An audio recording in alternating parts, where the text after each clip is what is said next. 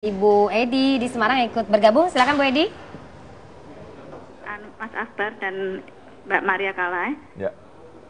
Saya mau tolong tanya, ini sekarang kan banyak mobil-mobil yang ditawarkan yang pembuatan tahun 2012. Yes. Kalau 2012 kan ada potongan harga sampai kadang 20 juta, 25 juta. Ya. Hampir 10% dari harganya kan, kalau seperti Mazda 2, saya mau beli Mazda 2 ini. Ya. Mazda 2 prestisnya 240 Ya. kalau di Semarang. Tapi kalau yang tahun 2012 itu kita dapat diskon sampai 20 sampai 23 juta. Ya. Tapi kalau yang 2013 diskonnya 10 juta. Enaknya saya ngambil yang tahun 2012 apa 2013, Pak? Nah, oke. Jadi Baik Bu kalau Edi. nanti besok kalau mau dijual itu terus bagaimana? Ya. Ya, thank you. Baik, terima kasih Bu Edi. Ya, terima Oke. kasih. Terima kasih Bu Edi. Ya, ini pertanyaan sangat bagus sekali. Ya, ini tadi balik lagi kita beli mobil keluaran tahun 2013 atau 2012 sebenarnya bukan berdasarkan itu, tapi berdasarkan kepada budgetnya kita, ya Bu ya.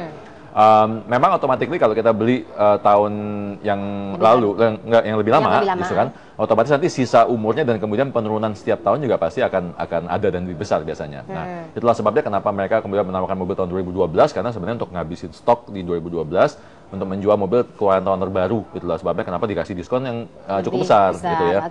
Tapi sekarang balik lagi, kalau memang secara budget keuangan tidak bermasalah, beli mobil baru pun oke, gitu. Cuma kalau memang ternyata mentok di budget keuangan, baiknya mobil bekas. Toh itu kan mobil baru bekas ya, jadi cuma mobil baru, tapi tahunnya tahun 2012 akhir lah, misalnya 2012 akhir ya. Ini biasanya yang kemudian bisa membedakan tadi, kalau kita keuangannya terbatas tapi pengen mobil baru, carinya seperti ini. Oke, gitu, ya. baru atau bekas itu dilihat juga kemampuan itu tadi Yes, keuangan. betul. Tapi pilihannya apakah beli tunai atau beli dengan kredit, dengan cara kredit itu gimana? Sebenarnya gini, mobil itu kan nanti kita akan lihat sebagai aset produktif atau tidak ya. Kalau dia dipakai hanya untuk sekali-sekali, ada sekarang istilahnya mobil weekend. Jadi mobil yang keluarnya cuma Sabtu Minggu, hanya untuk kawinan.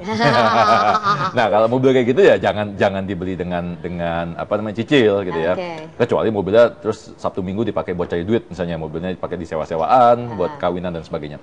Tapi balik lagi, cash atau kredit kan kita lihat lagi kemampuan. Kalau kita lihat dari penurunan harga mobil, memang sebaiknya kita beli cash, tunai gitu ya. Tapi kalau kemudian ternyata kemampuan kita tidak mencukupi, kita beli kredit. Nah, kredit kan pilihannya dua, bisa lewat bank atau bisa lewat multi finance. Oke, kan. Mas Aidil merekomendasikan lewat mana Mas tadi? Kalau kita bicara, nah balik lagi kebutuhannya. Semua banyak kebutuhan, mau baru atau bekas, mau kredit atau tunai. Kalau kayak gini. Kalau saya sih, kalau kita bicara masalah bunga, automatically bank. Karena bank biasanya memberikan bunga yang lebih murah, lebih ringan gitu ya.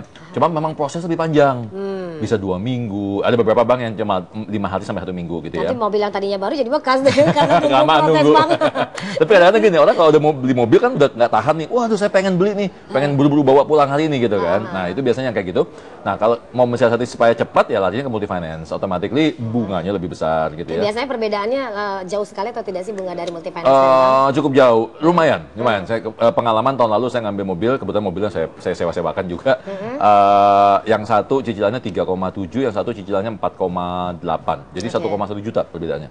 Cukup besar. Dan kalau kita nyicil selama 5 tahun, cukup berasa. Oke, tapi kalau untuk kebutuhan yang tadi, untuk kebutuhan yang produktif itu tadi, itu boleh kita melakukannya beli dengan cicil? Boleh. Tujuannya produktif atau bahkan bisa menjadikan bisnis seperti yang saya lakukan. Iya, dirental lagi. Ya kan, saya bayar cicilan 3,8, rental saya dapat 5,5, ada selisihnya, itu nggak masalah. Itu nggak masalah, bisa dibeli dengan cicilan tadi. Oke. Iya, Kembali lagi ya soal tema kita tadi kan membeli yang baru atau yang bekas.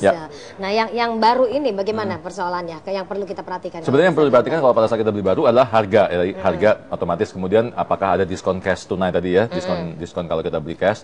Kemudian juga maintenance-nya. Biasanya saya mobil baru memberikan maintenance setahun, bahkan ada maintenance yang sampai 3 tahun.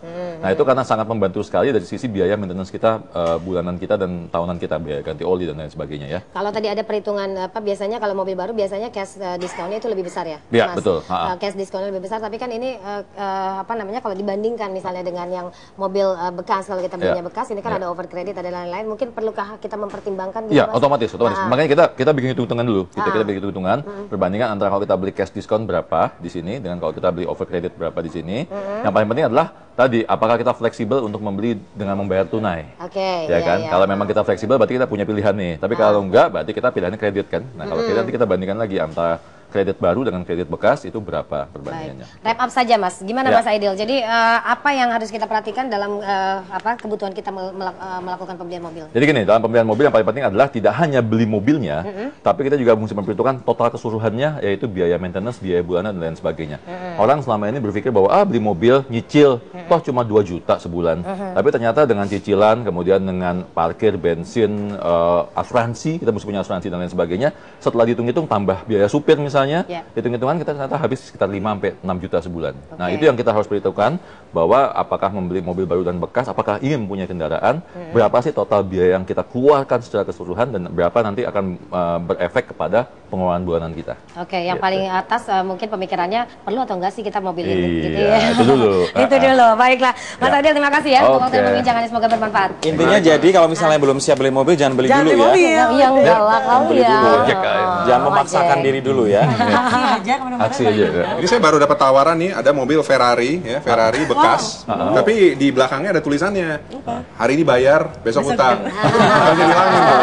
Itu value-nya gimana kalau gitu? Diskon 50% ya. Diskon 50%. Oke Mas Aidil. Oke, thank you.